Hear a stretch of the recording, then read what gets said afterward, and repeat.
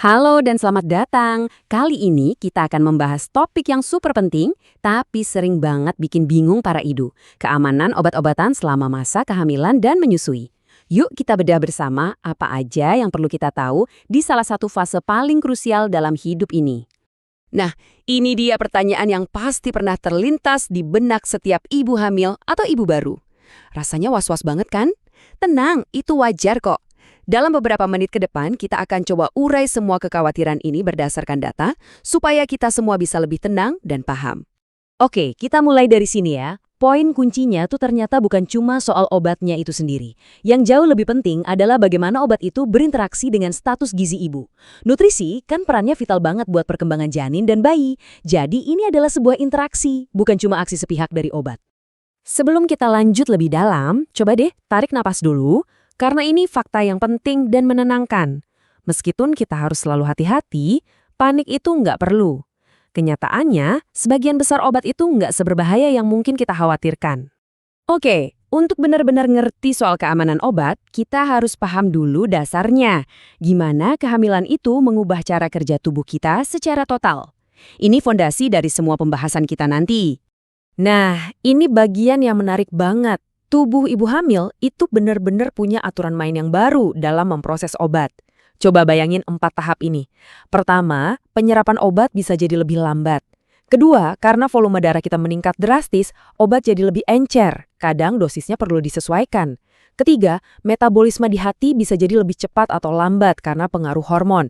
Dan terakhir, ginjal kita kerja ekstra, jadi obat bisa lebih cepat terbuang. Semuanya ini ngaruh ke dosis dan efektivitas obat. Terus, dengan semua perubahan yang rumit ini, gimana dong cara kita menavigasinya? Untungnya, ada sistem yang dirancang buat bantu kita.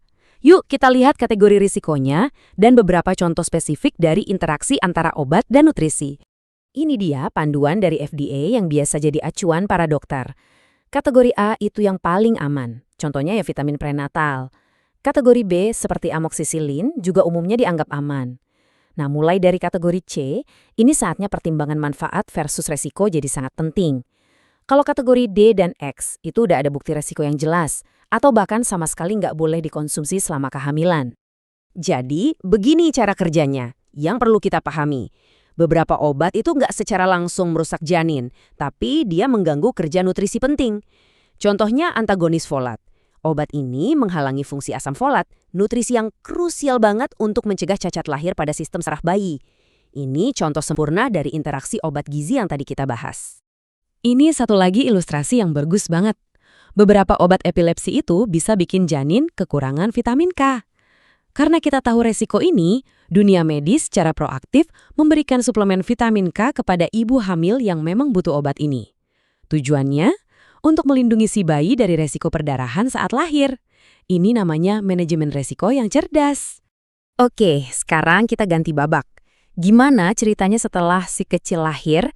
Nah, masa menyusui atau laktasi ini punya dinamika dan aturan main yang sama sekali berbeda lagi. Gimana sih caranya obat bisa masuk ke ASI? Ternyata ada beberapa faktor. Di awal masa menyusui, pintu masuknya itu lebih terbuka lebar. Sifat kimia obatnya juga ngaruh banget. Misalnya apakah dia larut dalam lemak atau seberapa kuat dia terikat sama protein di darah kita. Intinya, kadar obat di darah ibu seringkali jadi cerminan kadar obat di ASI. Tapi tunggu, ada satu hal penting lagi yang bikin lega. Walaupun suatu obat ada di dalam ASI, itu belum tentu berarti bayi akan terpapar sepenuhnya. Kenapa? Karena banyak obat yang nggak bisa bertahan di lambung bayi yang asam atau nggak bisa diserap oleh ususnya. Jadi, dampak potensialnya bisa berkurang drastis. Nah, untuk masa menyusui, sistem kategorinya beda lagi, dari L1 sampai L5. Banyak obat umum yang sering kita pakai, kayak paracetamol dan ibuprofen, itu masuk kategori paling aman, yaitu L1. Sama seperti kategori kehamilan, sistem ini membantu dokter dan para ibu untuk membuat keputusan terbaik berdasarkan informasi resiko dan manfaat. Ini nih, fakta yang mungkin banyak yang belum tahu. Beberapa obat itu efeknya bukan ke bayi, tapi justru ke produksi ASI ibu. Ada obat yang kerjanya memblokir dopamin, yang justru bisa meningkatkan pasokan ASI. Sebaliknya, kontrasepsi yang mengandung estrogen atau alkohol dosis tinggi malah bisa bikin produksi ASI menurun. Jadi, setelah semua informasi ini, apa sih pesan utama yang bisa kita bawa pulang? Yuk, kita simpulkan poin-poin kuncinya. Rasa aman yang sesungguhnya itu bukan datang dari menghafal obat A masuk kategori apa atau obat B masuk kategori apa, bukan itu. Rasa aman datang dari pemahaman prinsip di baliknya, bagaimana tubuh kita berubah, dan gimana obat bisa berinteraksi dengan nutrisi yang vital. Nah, inilah tujuan akhirnya. Dengan pemahaman ini, kita bukan lagi cuma jadi penerima instruksi yang pasif. Kita bisa jadi partner aktif dalam perawatan kesehatan kita sendiri, bisa mengajukan pertanyaan yang tepat, dan bekerja sama dengan dokter untuk membuat pilihan terbaik buat kita dan si kecil. Dan ini membawa kita ke sebuah pemikiran untuk masa depan.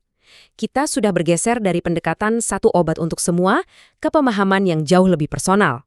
Pertanyaannya sekarang adalah, sejauh mana kita bisa mendorong personalisasi ini untuk mendukung kesehatan ibu dan bayi dengan lebih baik lagi? Terima kasih sudah menyimak.